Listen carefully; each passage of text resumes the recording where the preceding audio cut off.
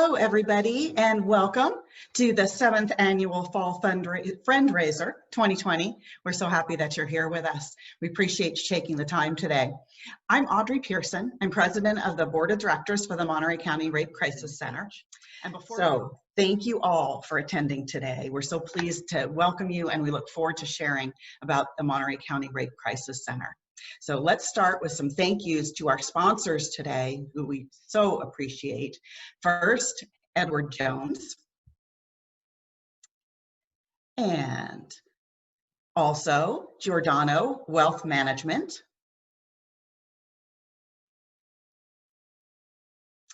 And third, DevBuilt Labs. And we appreciate all of you so much. Thank you for generously donating and being a sponsor for our event. And thank you to the Monterey County Rape Crisis Center Board of Directors and to our staff, especially those who prepared today's program. I wish I could ask them all to stand up and be recognized, as we would do if we were all together, but I think that would have a limited effect in a Zoom meeting. So suffice it to say that we value all of you, and we're so thankful for all that you do. And a special thank you to our board member, Alicia Morales, for putting together that opening video that we just enjoyed while we were waiting for the program to begin. That was terrific. So it's been my honor and pleasure to be associated with the agency since the early 90s. It wasn't until I thought about what I would say today that I realized that that's 30 years. It seems like yesterday, and fortunately none of us have aged. I will include all of you in that. Either that or I was a small child when I started. I've been a longtime volunteer to the agency, and I'm currently serving on the board for the second time, and I'm so honored to serve as president right now. This agency supports women, men, girls, and boys through prevention activities, support, and counseling, both individually and in groups. In fact, Monterey County Rape Crisis Center was one of the first agencies in the country to offer a men's support group many years ago. I'm really proud of the fact that we have led the rape crisis industry, if you will, around the country. The team of professionals who run this organization are incredible people who give so much and do so much for our community. I want to remain a part of this, and I want to ensure that the Monterey County Rape Crisis Center continues as long into the future as it's necessary, serving Monterey County with the dream of achieving the goal to stop sexual violence. It's now my pleasure to introduce Claire Mountier, our Executive Director of the Monterey County Rape Crisis Center for over 30 years. There's no finer nonprofit director anywhere, in my opinion, and we've been incredibly lucky to have her leading the team for so long. Claire is going to let you know how the agency is doing during this time of COVID. Claire?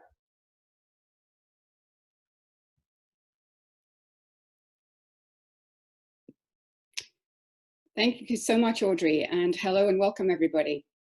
So I'm here to tell you a little bit about how we've been doing and what has changed in the last 6 months since we made the decision to transition our agency's services to basically a virtual delivery model for almost everything that you can see on this slide. We had to begin by putting policies in place for an all-remote staff. All 24 employees have been working at home since March 17th. Can't believe it's been 6 months already. This meant applying for and receiving some emergency grants to equip staff with technology needs, and of course we had to redesign our communication structures among staff and volunteers. At the end of August, our board made the decision to consolidate some office space to save money on rent and utility costs that we just aren't using. We've learned a number of things over the past 6 months. For example, we've discovered that flexibility and adaptability are absolutely essential in adjusting to this new reality. We've discovered that DocuSign and Zoom work well, and that we'll continue to use them beyond the pandemic. We found that self-care is super important and that Zoom fatigue is real. So I'm sorry for inflicting this on you today. I hope you all have a delicious lunch beside you. We've discovered that counseling clients don't miss traveling to in-person appointments, and that staff don't miss commuting to the office. We've also found that the demand for emergency financial assistance in the form of gift cards has really exploded. We've given over 6,000 away to our clients in need. And prior to the pandemic, the demand was for less than like 200 a month. So it has really skyrocketed. So in looking at this slide here that you have before you, the 24-hour helpline absolutely remains our core service. In the first month of sheltering in place, calls to our helpline decreased because people were just adjusting, which allowed us to prepare and reorganize a little bit. But by mid-April, things had picked up. Our volunteer sexual assault counselors, or advocates as we call them, continue to be super engaged and committed in responding to callers in need over the phone. And we've noticed an increase in the attendance at our volunteer meetings because they're online and accessible and a whole lot easier to get to. We've also found that interest in volunteering for the Rape Crisis Center is an all-time high. We began our current advocate training just a week ago with 35 participants, which is more than twice as much as usual. For the accompaniment services, well, that's changed. Prior to March 17th, our staff and advocates provided in-person accompaniment to hospitals, forensic interviews, law enforcement interviews, and wherever necessary. Again, this is one of our core services, but we've had to change that, and these services are now provided virtually, either through the phone or through Zoom. It's cumbersome, but it's been working, and the numbers have remained steady. We also have a small team of staff who can respond in person if the circumstances require it. As far as trainings go, the center's traditionally provided a variety of trainings to the community and other professionals involved in sexual assault cases. They've also been converted to Zoom. So after the past few months, we've provided a series of community education trainings on topics ranging from the basics of how to help survivors, tips for educators, and about human trafficking, which does happen here. Average attendance for these has been just about 50 or so people. And last year we offered only one training for the community for about that many. We've also been busy providing virtual in-service trainings for law enforcement agencies over the summer. In terms of prevention, our child abuse prevention program for elementary school and middle school students are now being offered with shorter presentations through Zoom, and we've adapted them to be more relevant for topics during a pandemic. So they include internet safety, so far the most popular, social and emotional health, personal boundaries, and mental health. Because we can't be in the classroom in person, we do anticipate that fewer students will be disclosing abuse and therefore fewer reports will be made to the authorities than in the past. But we're going to be monitoring it very closely. We continue to offer My Life and My Strength clubs in 6 high schools via Zoom, and approximately 95 students signed up to attend club sessions, which are just now getting started. We anticipate there'll be more opportunity for guest speakers to talk with students in the past at these clubs, and we plan on doing virtual awareness events with club members taking the lead. As far as telehealth, we found that our counseling clients have mostly adapted very well. They don't miss having to commute to our office, and they appreciate that the focus is on their health and safety during the pandemic. We use a secure, HIPAA-compliant platform rather than Zoom for the service. So if you can take me to the next slide, I can show you some of the numbers. So this one shows you 4 years of data running from October to September for each year, which hovers at around 1,000 people served. About 200 of these are family members and friends, and the remaining are survivors. So 700 to 800 are survivors, and the rest are family, significant others, and so on. You can see that the current fiscal year is a little bit lower, but these stats were compiled a few weeks ago, and we aren't at the end of September yet. You can see it's been pretty steady. If you can go to the next one, I can show you the kinds of services for the 7,000, or excuse me, for the 1,000 people served. We've provided 7,500 different services with steady increases each year over the past 4 years. The next slide will show you the types of services that we've been offering. And you can see that the demand is for approximately half of them is for counseling, 21% for crisis intervention, which is our steadiest service overall and the gateway for people to get counseling. Our staff of 8 clinicians are as busy as ever. And so it's been quite the time for us all to make this adjustment. So if I can ask you to move to the next one. I want to add one more point that may be on many people's minds today, as it's constantly in the news, that COVID-19 is really not the only pandemic that we're living through. There's also been a nationwide reckoning with racial justice and the treatment of Black people in communities across the country. So in response, we've made a commitment to doing our work and becoming true allies in this movement. We understand that it's ongoing work, that it has to be incorporated in the way we conduct the agency's business and how we deliver services, both to our clients and in our prevention work. Over the past several months, we've had lots of engaging conversations about this topic. In addition, one of our board members and our staff have attended professional trainings to examine our own implicit biases, to deepen our understanding of the history and implications of racism, and how to incorporate this knowledge to best serve communities of color here in Monterey County. We know we can always do better. As this slide shows, we want to be allies. We want to support allies, and we want to create more allies with the professionals that we work with to support survivors.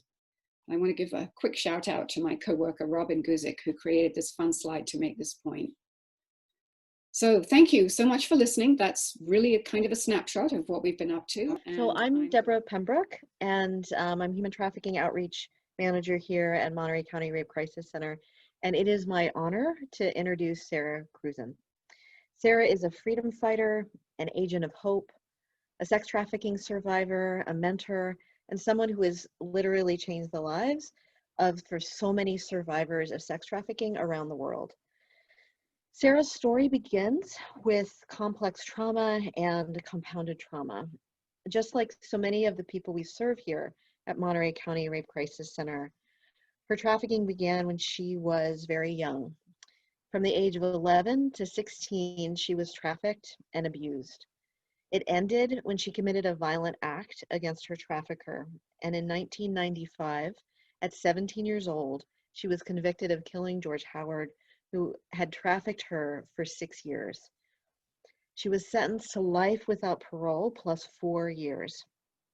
Over 19 years and 7 months, she lived in a California prison while continuing to fight for her freedom. The injustice of her case, where her trafficking was not allowed to be presented and where she was tried as an adult, brought national and international attention to the unjust criminalization of sex trafficking survivors. On October 31st, 2013, she walked free, having been granted parole. Since that time, she has been a tireless defender of human rights and worked to fight against child sex trafficking, systemic violence, and the disproportionate sentencing and life sentences within our prisons. Sara has been an inspiration to me personally as an advocate here at our agency, but also as myself, a survivor of sex trafficking. Her incredible warmth, her depth of compassion, her vision for a future that includes all survivors has been an incredible balm during these difficult times. So it is my privilege to introduce Sara Kruzan.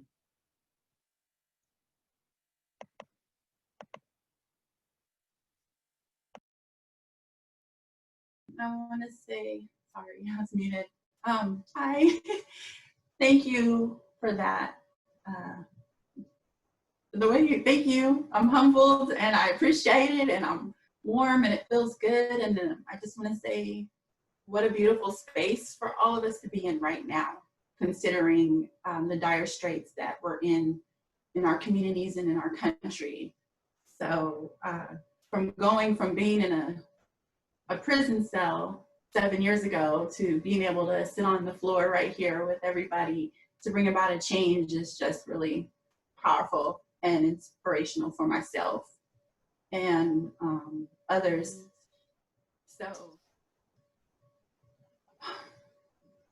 I'm gonna lead with, it's important for me today when I'm in these spaces that I'm mindful and I'm careful and I'm loving with myself and my feelings, and to reflect on what may come up, some of the parasympathetic system that's going inside and kind of will jolt me. So I just want to be very mindful of that.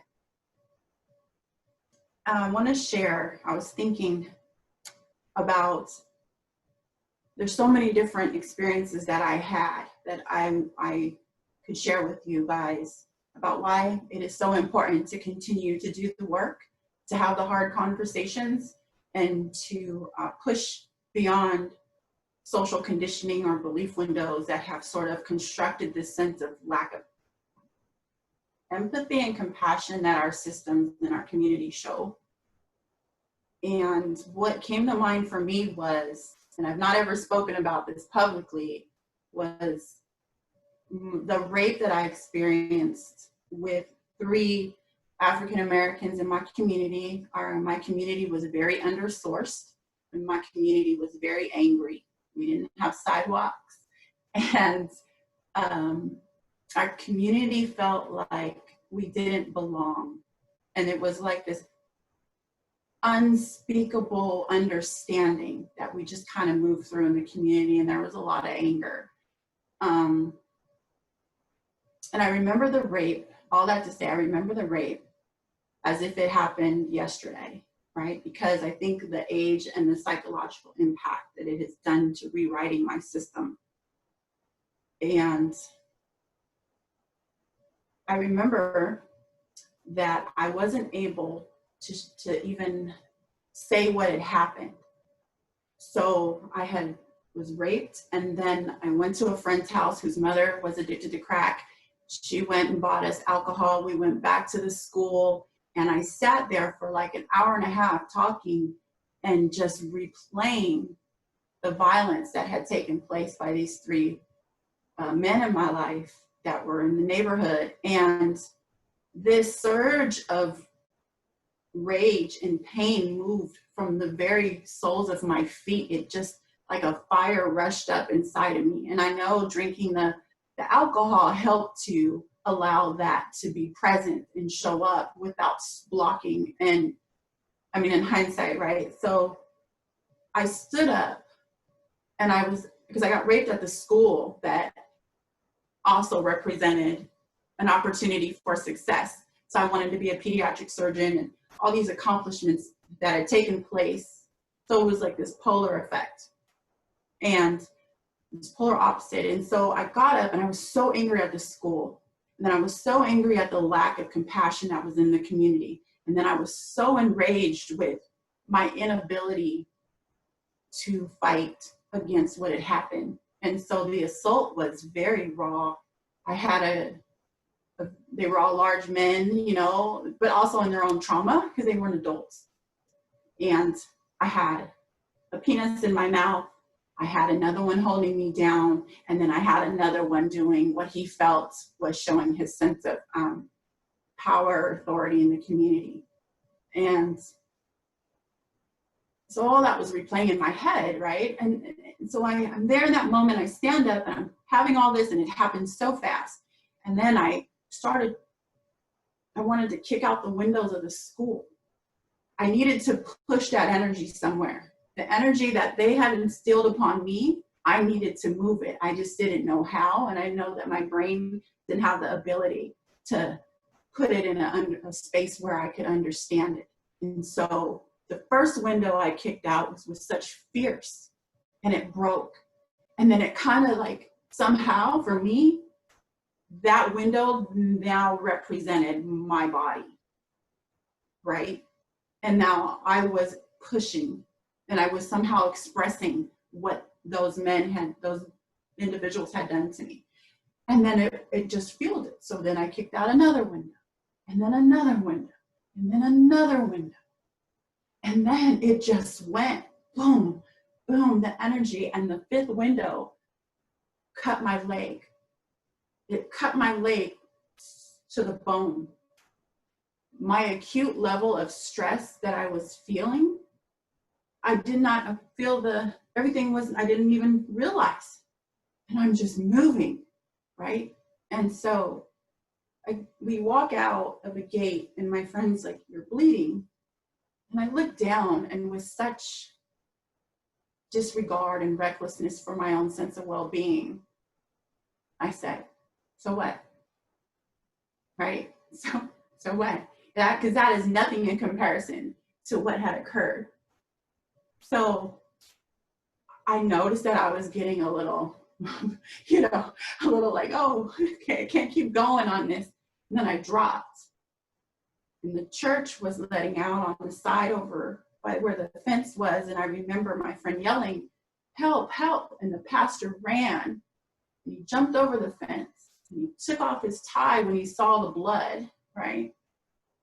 He did the tourniquet and called the paramedics. And I remember, I remember when the paramedics came, I had my leg like this, right? And then everybody had, crowd had came. Now, mind you, I had just experienced a horrible rape. And now my leg is cut. So this trauma that happened in such a short period of time, and I'm present. There was nobody there that was a first responder that was able to sit with me and represent my rights as a child.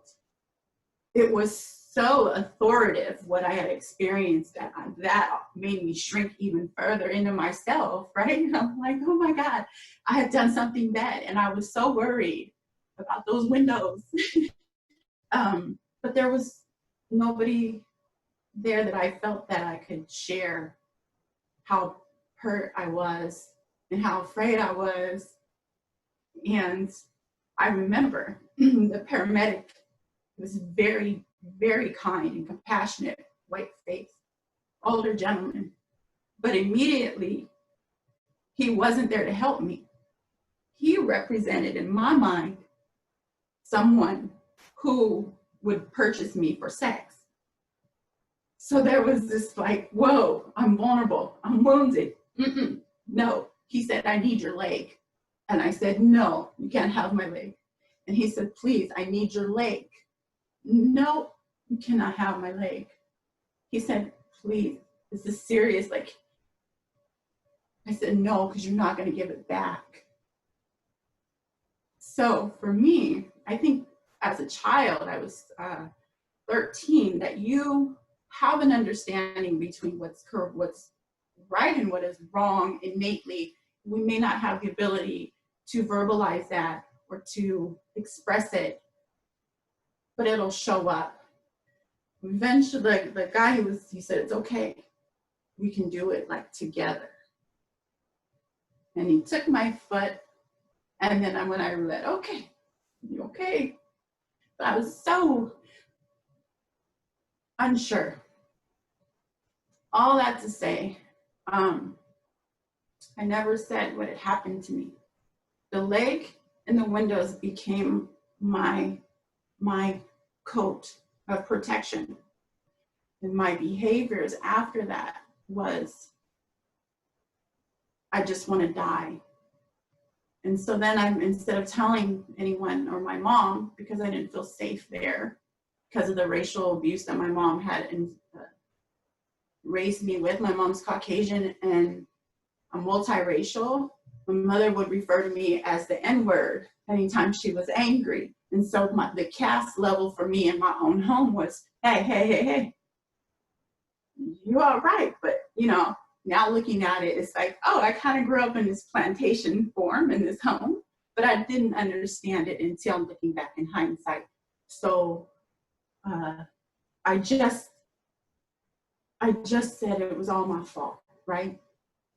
And so then I was like, I'm just gonna kill myself. And so not too long after what had happened with my leg, I had taken pills and sliced my wrist and, was waiting for the great angels to take me away, and it didn't happen. And they pumped my stomach and they saved my life, and I was angry about that. And I'm laughing because it's difficult.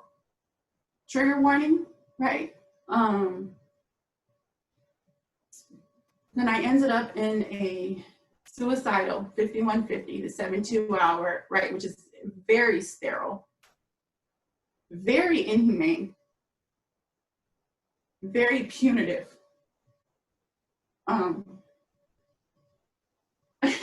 when all I wanted to say was, I got raped and I'm really scared and I don't know how to ask for help.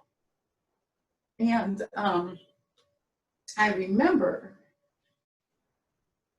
the charcoal, again, trigger warning, but I was a child, right? So 13-year-old child in a hospital, 5150, empathy. Charcoal's gonna come out 2 ways.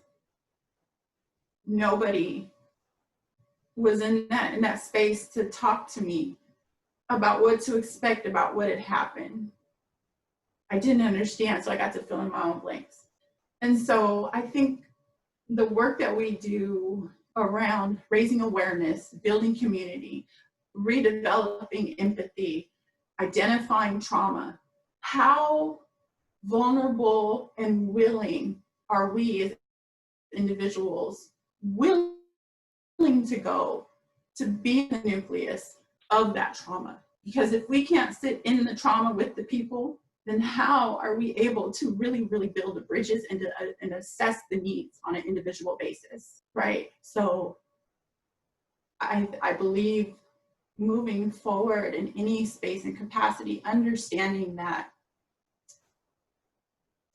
as a rape survivor, that there are so many different spaces that what we've experienced, we haven't even walked through that door yet.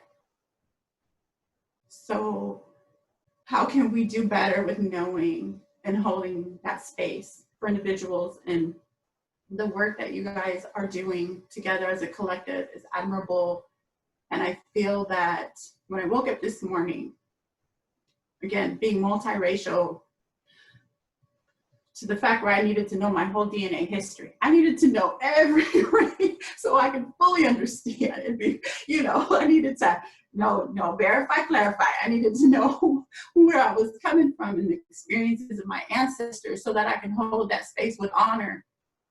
And I feel that when I woke up this morning and the news came on and I saw the anger and I'm like, everyone's like, say their name.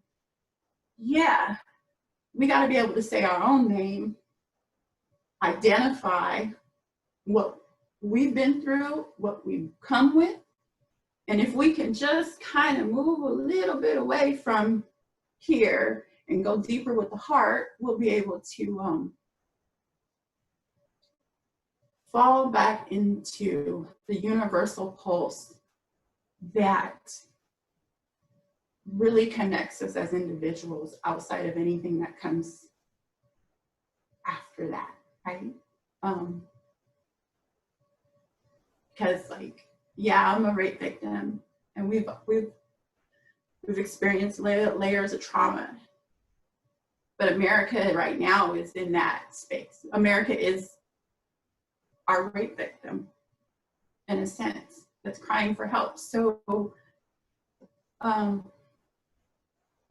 but the thing is that no matter what, we work together and we have these conversations and we add to that fabric with hope and love and whatever comes up and being honest about it, we could bring about a change that really has everyone feeling that they belong. Because I think that's one of the scariest things is to feel that you don't belong, rather within yourself, a home, a community, as a race, right? As a human being, or as part of the universe, it just grows on itself, the ripple effect. So I just honor you guys do to bring about this space so that we all can connect and be a part of it together. Thank you. I want to thank Sara for sharing such a personal experience with us today. There are so many in our community who unfortunately can identify and relate to Sara's story. My name is Karen Hagman, and as the Vice President of the Board of Directors and the Fundraising Chair, I serve because of the agency's immense impact on our local families and community. The services that Claire reported on not only create a safe space for victims of sexual assault to seek help, but also a shoulder to lean on during the darkest moments of recovery. We invited you here today to learn more about the Monterey County Rape Crisis Center's programs and services, and to hear from some of our program recipients. I hope you have been inspired. I know I feel the inspiration to move forward. And due to COVID-19, like so many of our local nonprofits, we are having to reimagine our funding sources. And it's going to take all of our support to help us expand our services. So please join me in making a financial contribution right here, right now. Take a moment to find your Zoom chat. If you haven't found it yet, it's located at the bottom of your video. There's an old school camera icon. When you click on that icon, you will find a link to donate there. This link will also be emailed out to everyone following today's event. And finally, a special thank you to everyone who added a donation when they registered for today's event. We set a goal to raise $5,000 today, and before the event had started, we'd already raised $4,000. If you haven't yet, I hope you will take a moment to help us meet this important goal. Thank you. Thank you, Karen. Thank you, Sarah. Really an impactful afternoon. And now you probably know very well why I have been a part of Monterey County Rape Crisis Center for 30 years. You don't stop because you can't stop. And hopefully one day, none of us will need to be doing this, but until that day comes, this is the best way to have an impact. And so I hope that you will help, and I hope that you'll notice that, and when you go to donate, that you can actually set it up to just donate automatically on a monthly basis. You don't even have to think about it. Just come out and you'll feel good every month when you see that. So thank you everybody for being here. Remember to go into chat to be able to find the link and to be able to see exactly how to get to our website and how to do that fundraising. So just remember, this is our biggest fundraiser now, and we really appreciate you all being here today. We appreciate the support that you've given us ongoing, and we appreciate your support for the future. So thank you, and have a wonderful day. Thank you for choosing to donate to MCRCC. Your donation makes a difference to survivors here in the Monterey County community. Thank you for your support. Your contribution tells survivors they deserve to be heard and believed. Thank you for your generosity. Your support means a lot to us. Your support makes a big difference. Gracias por sus donaciones. Su contribución es de gran apoyo para nuestros sobrevivientes. Thank you so much for your support. It means the world to us. Your support enables us to continue doing essential prevention programming. Thank you for supporting the Monterey County Rape Crisis Center. Thank you for your contribution to this fantastic organization that empowers our community. Thank you so much for your support. Thank you for supporting survivors in our community. You're joining a fantastic organization that empowers and transforms. Muchísimas gracias por su donación. Su apoyo nos deja a nosotros poder apoyar sobrevivientes en nuestra comunidad. Thank you so much for giving to our community. Thank you. Gracias. Thank you. Thank you. Thank you. Thank you. Thank you. Thank you. Gracias. Thank you. Thank you. Thank you. Muchísimas gracias.